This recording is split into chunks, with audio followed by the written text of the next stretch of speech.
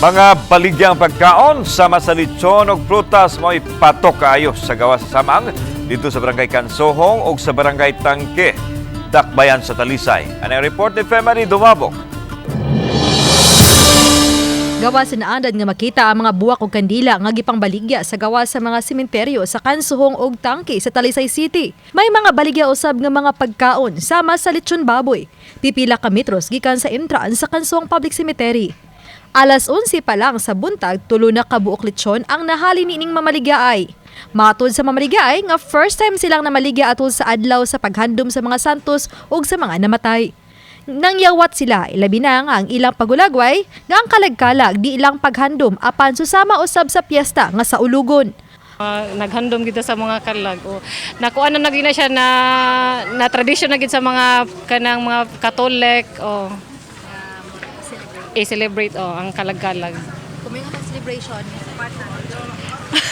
Siguro, pero sa unang panahon na itong may baon, maghalad, pero ang uban, magdain-inan lang. gawas sa lechon, may baligyang fried chicken, popcorn ug mainom. Anaw sa mga baligyang prutas, kay matud pa o sa kini sa mga ihalad sa mga minatay. Nang naasay manuri nga magkaon-kaon sila.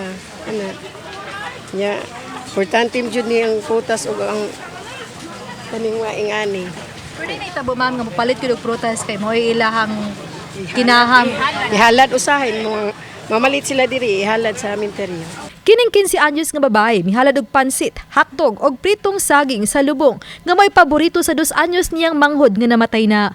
Usa kini ka pamaagi matud pa niya nga mapakita niyang iyang pagmahal ug kamingaw sa iyang manghod nga namatay sa sakit sa kasing-kasing. Taga buntag dito sa mga maghalad gyapon mi. Hotdog gyapon pansit, sa spaghetti. Kay imaw man iyang ganahan, di man siya ganahan og kanang lain sudan gud. Samtang nagdasok man na ang sementeryo sa mga manuaway, gilagway sa kapulisan sa Dakbayan sa Talisay nga sukad ganihang buntag, malinawon ra sa kinatibukan. So far ma'am, sa pag-duty na ako diri sa Kansohong Public Cemetery, negative pa ma'am, ang wala pa mi na mga gipangbawal sa atong undas ma'am.